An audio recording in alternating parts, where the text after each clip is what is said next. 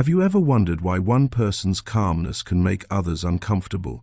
Why, when you choose silence, holding steady without reacting, the world around you feels threatened?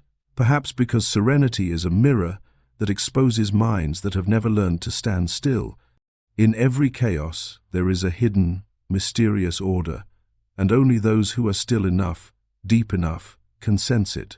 Calmness, in Jung's view, is not avoidance or suppressing emotions. It is the state when you have seen through all the storms within yourself and no longer let them drag you away. From that, the mind becomes steadfast, no longer swayed by external noise. That serenity confuses others because it reveals their imbalance. When they react, you just observe. When they get angry, you keep your breath even.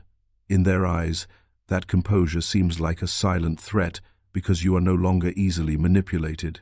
In the next few minutes, I will take you through the Jungian journey of stillness, where calmness is not evasion, but the manifestation of a soul that has made peace with itself.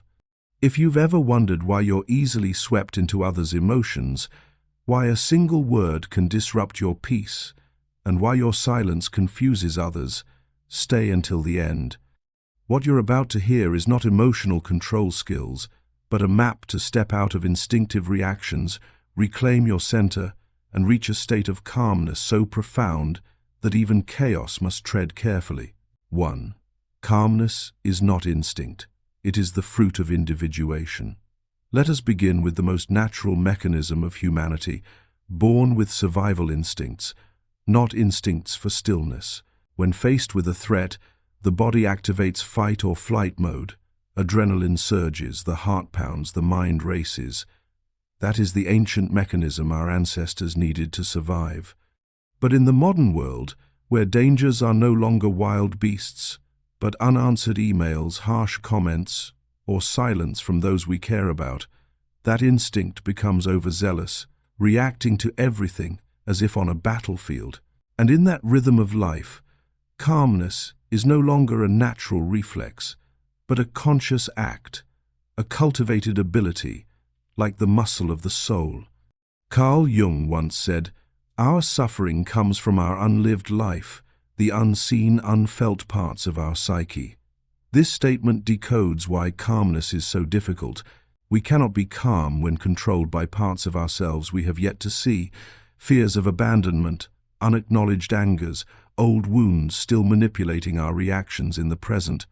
When someone says something careless that stings you, and you immediately want to defend, attack, or withdraw, that is not the you of now reacting.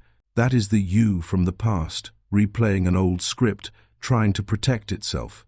Calmness, in the Jungian sense, is when you recognize that and choose not to replay it.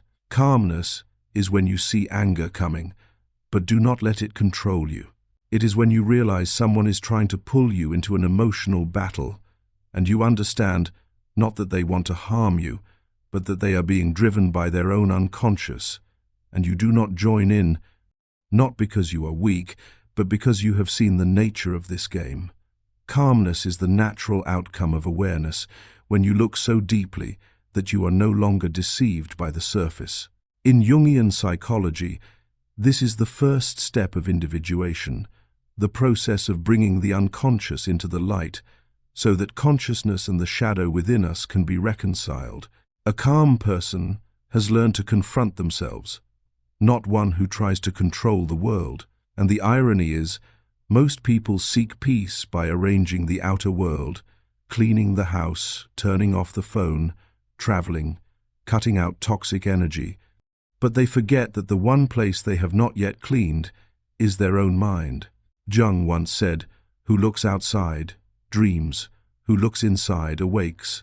Calmness does not come from avoiding the world, but from awakening in the midst of it. So, when someone criticizes you, try pausing for a beat, breathe deeply, feel your body, and simply observe the emotion rising. You will realize there are two yous coexisting, one who feels threatened and one who observes that calmly. The moment you recognize that second one, you are in the process of individuation. Calmness is not extinguishing emotions, but separating yourself from identification with them. The modern world confuses calmness with indifference, but Jung would say that indifference is when you cannot touch emotions, while calmness is when you touch them without being swept away. A calm person is not cold. They feel everything more deeply. They just do not need to express it outwardly through impulsive reactions. Like a lake surface that no longer ripples even as underground currents flow beneath, they still feel, still live, but are no longer carried away by every small wave. And that is what makes calmness a rare power, because it is not a natural state, but one forged through traversing oneself. You cannot learn calmness from a 5 ways to stay calm under stress video, because calmness is not a technique. It is the result of inner reconciliation. It is when you dare to sit down with your fear, observe it, name it, and realize, this fear is not my enemy, it is just the unhealed part. Jung likened this process to spiritual rebirth, painful, lonely, and slow, but through it, the true self is formed. One who has never endured chaos does not know the value of peace. Like gold refined only through fire, calmness is born only after you have burned yourself out in inner conflict, and when that fire cools, what remains is not ashes, but a soul tempered to luminous clarity. If you notice, truly still people do not try to prove anything. They do not need to speak up, win arguments, or be understood, because they have realized every reaction to prove is a manifestation of fear, and they no longer fear. In them, the ego has stepped back, making way for a more mature self, one that no longer needs to be right, only to be real. The calmness Jung speaks of is the pinnacle of psychological development. It is not a gift, but the fruit of an arduous journey, daring to accept that we too have weakness, selfishness, pettiness, and when we stop denying them, the energy once repressed in the darkness is released. It becomes power, becomes steadfastness. That is why truly calm people are never rigid. They have depth, a quiet warmth that radiates. And when you reach that point, your serenity becomes an energy that others cannot look away from. They sense something profoundly different in you, a solidity that defies explanation, a stillness that is not cold. They are confused, uncomfortable, because your calmness mirrors their unease. But that is also how you inspire the world, through presence, not words. Calmness is not instinct. It is the result of no longer living as a reflex and beginning to live as an awakened one. In that journey, you are no longer merely reacting to life, but actively creating how you exist within it. And that, according to Jung, is the first step toward becoming whole, one in whose silence the entire universe rests. Number 2, calmness is the product of integrating the shadow. When a person begins to understand that calmness is not instinct, but the result of inner maturity, they are also stepping closer to the deepest territory in Jung's psychological system, the realm of the shadow. If the previous section was the journey of realizing that serenity cannot come from outside, then here we delve into the root. Calmness truly emerges only when one dares to confront and integrate their own shadow. According to Jung, the shadow is not evil, but the part of ourselves we do not want to see. It contains the emotions, desires, weaknesses, and even strengths we have rejected, because they do not fit the good image we wish to project. The shadow does not disappear just because we ignore it. It hides, silently controlling our behavior from the unconscious. And until we recognize that, we remain victims of ourselves. Calmness cannot exist in a mind still fleeing from its dark side.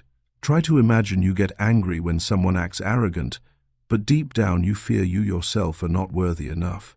You are irritated by someone overly controlling, but you too are trying to control everything out of fear of being hurt. All those reactions are signals from the shadow. It says, look, this is the part in you that you have not yet accepted, and each time we deny it, we are pulled further from our center. Jung once said, one does not become enlightened by imagining figures of light, but by making the darkness conscious. The shadow is the inverse mask of the ego. The ego wants to appear calm, but beneath it lies fear, anxiety, and unhealed wounds. The truly calm person needs to pretend nothing because they have reconciled with their inner darkness. They understand that anger is not bad, fear is not weak, jealousy is not shameful. All are primal manifestations of living energy. When recognized, these energies become creative power. When rejected, they become destructive force.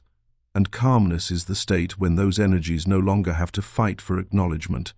In Jungian therapy, people speak of dialoguing with the shadow.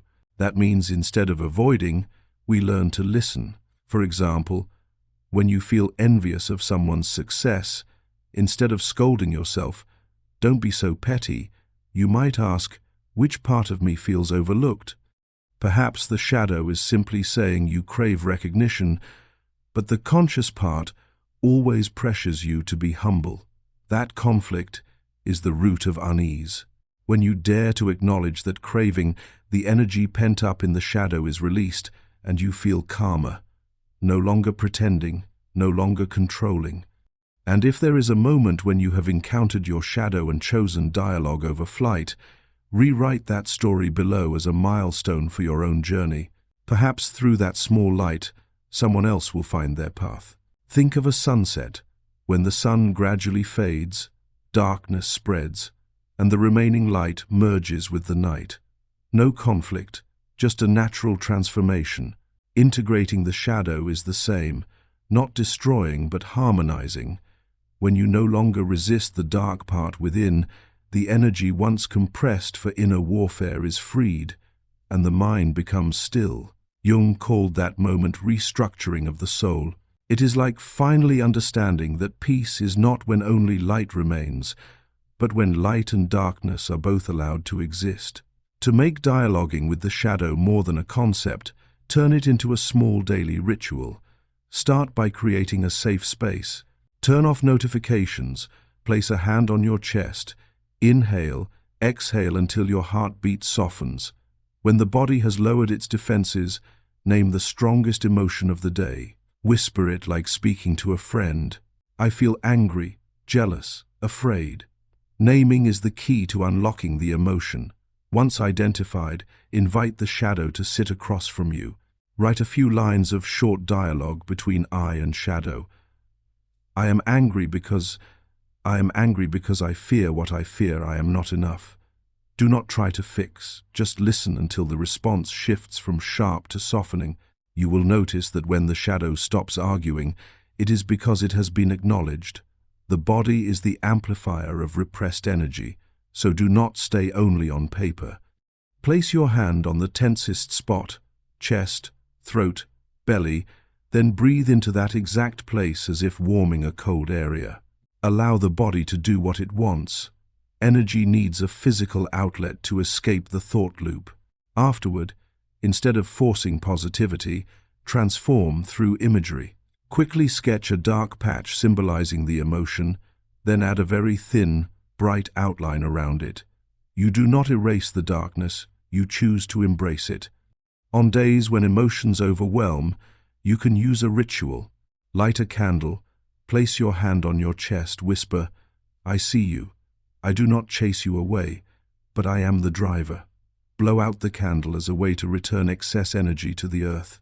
If echoes remain, let the emotion spill onto a sheet of paper or journal. Let every curt, raw sentence come out, then fold it, place it under a heavy book as a message to the mind. I have said it all. Now I choose rest. Finally, bring this practice into real life with a single micro-gesture. Before any reaction, ask yourself, is this my choice, or the shadow defending? That one breath is enough to return you to your center, enough to keep old energy from flooding into a familiar script. Do it consistently, and you will see calmness is no longer a goal to achieve, but the natural consequence of the shadow being heard, held, and slowly dissolving in your truthful gaze. Integrating the shadow is a difficult journey because it forces you to see everything you do not want to see. But it is precisely there that true calmness is born, For when nothing in the darkness can threaten you anymore, you have nothing left to fear. And when fear dissolves, the mind naturally becomes still as a lake after the storm, not because it tries to be peaceful, but because finally it has nothing left to fight. Number 3, serenity is the energy of the wise old man archetype. When a person has been brave enough to traverse the dark realm, touch the shadow, and make peace with it, they do not merely become calmer, they shift the energy layer of their presence. From there, they begin stepping into another phase of the individuation process that Carl Jung called the emergence of the wise old man chill woman archetype, the symbol of wisdom, of understanding that transcends the dualities of right and wrong, light and dark, love and hate. If calmness is the sign of one who has seen the shadow, then serenity is the energy of one who has deeply understood the nature of light and darkness within themselves. The wise old man archetype in Jungian psychology is not merely the image of a bearded elder sitting by the fire, or a white-haired woman gazing into the distance with gentle eyes. It is a mature state of consciousness when a person has passed through many cycles of conflict and loss, and instead of reacting, they begin to observe. They no longer need to win arguments, no longer try to prove themselves, chase ego games. They view everything as if watching a dream, knowing that in that dream, every role is necessary for the process of awakening, and it is that very gaze that gives birth to the energy of serenity, still, luminous, and so profound that others can feel it simply through presence. In modern life, we rarely encounter this energy. We meet intelligent, sharp, articulate people, but few truly possess wisdom in the Jungian sense. Wisdom is not knowledge, but feeling the essence beneath every phenomenon. A person carrying the energy of the wise old man archetype needs few words, because they know that words rarely change people, only experience and inner realization can. They do not rush to intervene in others' conflicts, not because they are indifferent, but because they understand. Every soul must walk through its own darkness. Serenity within them is absolute trust in the process of life. Have you ever met someone where just sitting beside them naturally soothes your heart? They do not advise, do not try to console, they simply sit in silence looking at you, but in their eyes there is an understanding that makes you feel no longer alone. That is the energy field of the wise old man archetype. Such a person is no longer swayed by momentary emotions. They look upon fear and smiles with the same gaze. They understand that all we call tragedy or joy are mere ripples on the lake's surface, while deeper down the water remains clear, remains still. According to Jung, the wise old man archetype is the symbol of the self, the central coordinating part that balances consciousness and the unconscious. When this energy awakens in a person, they begin living from the center rather than from reaction. They no longer act driven by fear or desire, but from a state of clarity and compassion. That is why serenity has a spreading power stronger than any words. In a room full of arguments, just one truly serene person, not reacting, not judging, their energy is enough to calm the heartbeats of the entire crowd. Yet, to reach this serenity, one must pay a price. For only when we pass through the youth of the ego, the phase of wanting to prove, to control, to be right, to be loved in the way we want, can the wisdom of the wise old man bloom. There is a saying in Jungian philosophy, "I am not what happened to me, I am what I choose to become."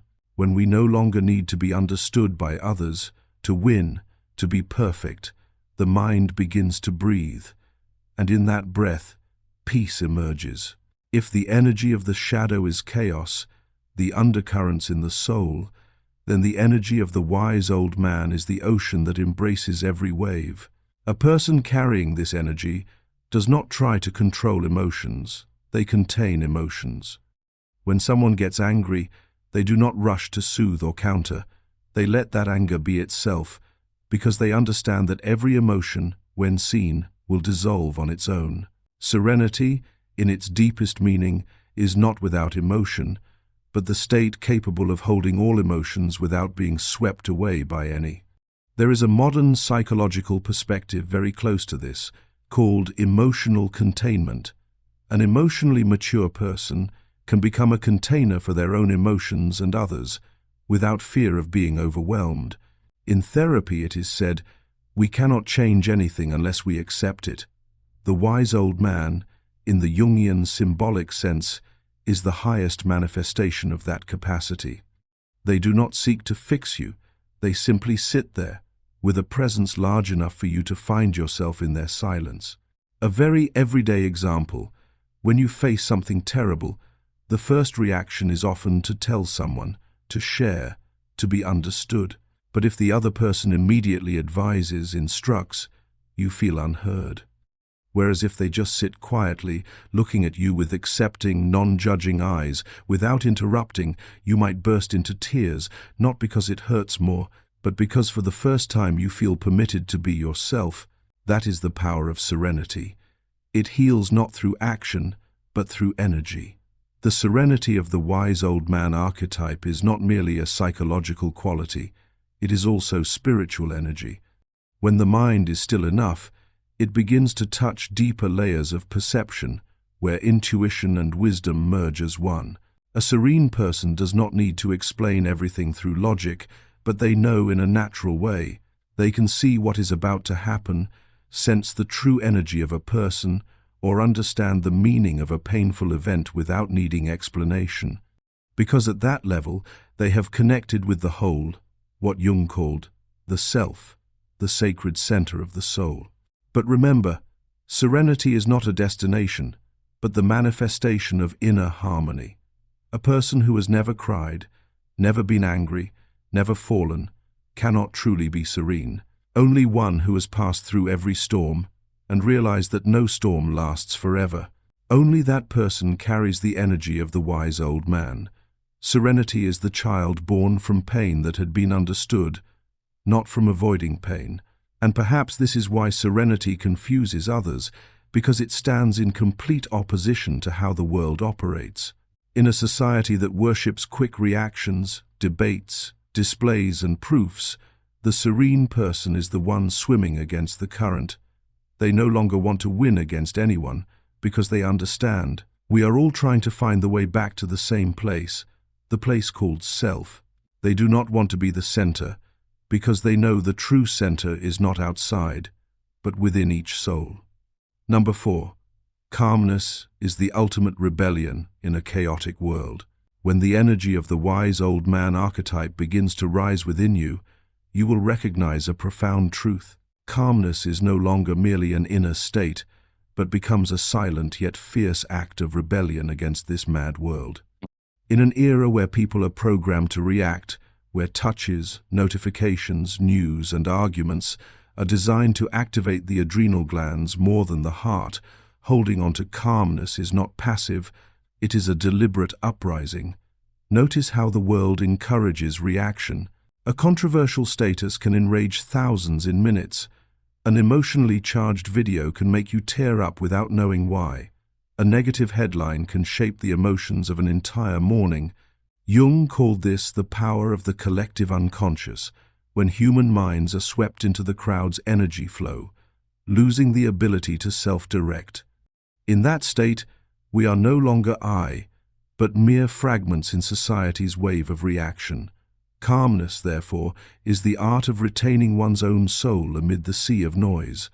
A calm person in this era is like one walking upstream in a swirling river, not noisy, not judging, but with steady steps. They do not need to shout to prove sanity. Their silence alone is different enough. When the whole world rushes to find answers, they sit back and ask, "Am I reacting or choosing?" That is the moment of freedom, the moment Jung called the soul's escape from the grip of the collective unconscious. But to be calm amid chaos, first you must dare to endure solitude, because calmness separates you from the crowd's flow, and that confuses others, even irritates them. They will ask, "Why aren't you angry like us? Why don't you react? Don't you care?" But you know, at the core of that noise, most people seek not justice, but the feeling of being right, of belonging. And you have passed that phase. Your calmness is not indifferent silence, but freedom from the need to join the herd. Studies on emotional contagion show that in a stress-filled environment, the human brain automatically synchronizes with the crowd's emotional frequency. That is primitive survival instinct. But calmness is how humans break free from that synchronization. It is the affirmation, I will not let my mind be shaped by the world's frequency of fear. At this level, calmness is no longer an emotion. It is spiritual will. You can see it in those who have weathered storms without losing essence. A mother in the hospital, holding her child's hand amid pain, not complaining, just faintly smiling. A teacher under attack, still steadfastly speaking what they believe. A young person facing failure, but not rushing to collapse, just breathing, then rising. They do not need fanfare. Their calmness is a silent declaration. I will not let the chaos out there define my inner world. And what about you? Have you ever chosen silence amid the storm, not out of fear, but because you knew stillness is how you preserve your most authentic self? Share that moment, if you have experienced it, because sometimes just one shared snippet of peace is enough to quiet a noisy corner of this world. Jung once wrote, "The world will ask you who you are, and if you don't know, the world will tell you." When you are still enough not to be pulled into the collective script, you begin to hear the inner voice, the voice Jung called the self, the sacred center of the soul. In chaos, most react from the different. They do not fight the world, but they no longer belong to its game. If we view calmness as a form of rebellion, then it is rebellion not through fighting but through existing. The world wants you to pick sides. You choose the middle. The world wants you to shout. You choose silence. The world wants you to fear. You choose trust. That very choice makes calmness a revolutionary act. In an age that glorifies agitation, the one who remains composed, dares what no one else does, chooses not to react. The irony is, when you are truly calm, the world will test you. It will throw old scripts at you, people who make you lose control, situations that touch your deepest fears. But if you have traversed the journey of the shadow, if you have understood the lesson of the wise old man, you will recognize it is not an attack, but an opportunity to prove you are truly free. For freedom does not come from avoiding chaos, but from the ability to hold peace amid chaos. In Jungian philosophy, there is a concept called the transcendent function. It is the capacity to reconcile opposites to birth a higher level of consciousness. Calmness is the living proof of this function. Between the poles of fear and desire, anger and indifference, you choose the third path, the path of awareness. And in that choice, you are no longer the world's victim, but its observer, one who understands that chaos is merely a phase, while order is essence. Calmness, after all, is the smoldering fire of the awakened. It does not blaze to attract attention, but glows enough to light the way for those lost in darkness. The world may see it as weakness, but in truth, it is the highest power humans can attain, the power of one who no longer needs to control because they have mastered themselves. And perhaps that is the only form of rebellion that still holds meaning in an era full of noise. When everything is driven by fear, when everyone scrambles to speak up, then calmness becomes the clearest voice, not because it is louder, but because it comes from deeper. Number 5. Becoming calm is not easy. It is inner discipline. Thank you for journeying with me this far. If you are still here reading these lines, it means a part of you is ready to step into your own inner discipline, not just to understand, but to live the peace that Jung spoke of. I hope you will continue to stay, joining me to explore other deep layers of the human mind, where darkness and light are no longer opposites, but two sides of the same soul growing.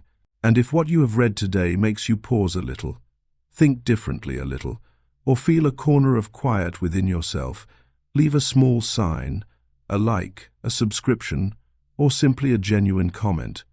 For who knows, perhaps from your presence, Someone else will begin their journey with a calmer breath, a steadier heart. When you have understood that calmness is an act of rebellion in a chaotic world, you will soon realize that holding on to calmness is never easy. It is not something you can learn through a few meditation sessions or reading morning affirmations.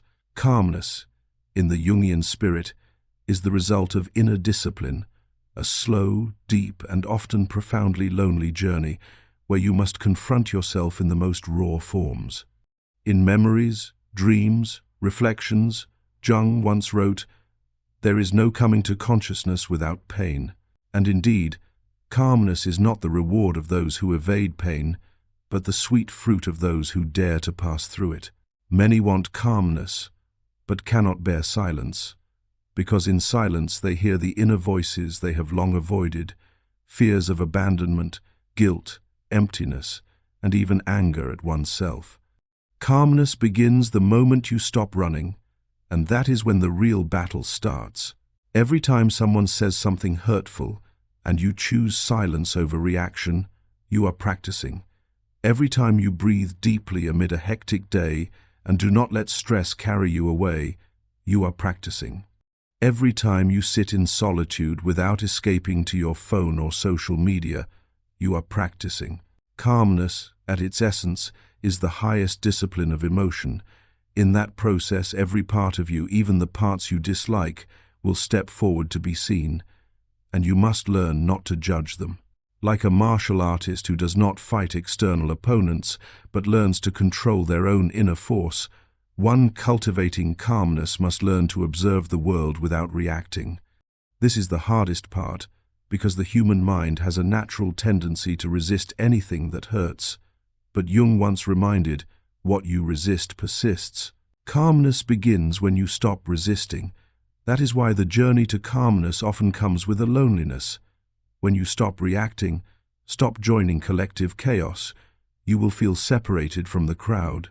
You begin to realize how many daily conversations are just fillers for emptiness, how many laughs avoid facing sadness, how many relationships exist only through shared insecurity. Calmness pulls you out of that emotional crowd, and the first thing you encounter is not peace, but emptiness. Many give up here, thinking calmness is not worth the trade for loneliness. But it is precisely in that void that you begin to touch deeper layers of your being. Like a seed in the soil's darkness, you see no life, but growth is quietly unfolding. Calmness is the same. It is nurtured in the darkness of awareness, in nights when you sit silently facing yourself and ask, "Who am I when I no longer need to react to prove something?" From a psychological viewpoint, when stressed, the body activates survival mode, heart racing, stress hormones flooding. Calmness cannot exist in that environment.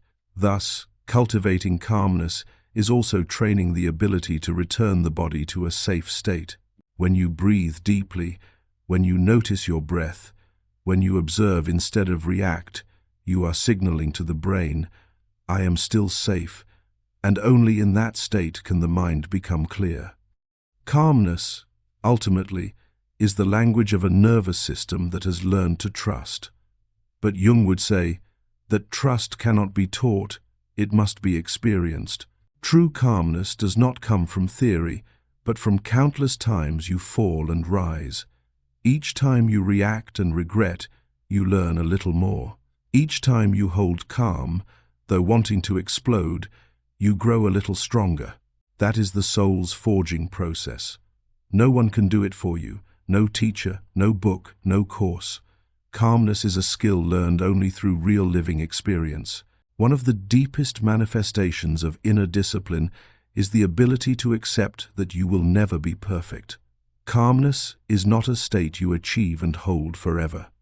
There will be days you fail, moments you erupt, instants you lose control, but it is how you return afterward that matters. Jung believed humans cannot perfect, only become whole, and calmness is part of that wholeness, not absolute, but authentic. Like a craftsman polishing a gem, you must patiently refine yourself through every experience, every mistake. Each scratch is a lesson, each loss of calm and opportunity to understand yourself more. Gradually, you no longer fear emotional storms because you know how to stand in the rain without dissolving. You do not need to hold calm, you become calm. And perhaps it is that silent discipline journey that makes calmness so valuable, because it is not a gift, but testimony to soul growth. Calm people are not born that way. They have passed through fire, loss, panic, countless shattered faiths, and still choose to hold the light. Ultimately, calmness is not a coat to throw on when winds turn, but the quiet axis you erect within, so the world, no matter how fast it spins, cannot swallow you. No one gives it, no one takes it, only you decide to reclaim the right to shape your emotions. From the moment you sit down with your breath, you switch roles, no longer dragged by outer stories, but the one choosing the story to live. That calmness does not remove you from life. On the contrary, it gives you a stance solid enough to love without haste, listen without defense, and act without threat from outcomes. There will come a day when you enter a noisy room and feel the room's heartbeat shift to yours. Then you understand. You no longer seek peace. You are peace.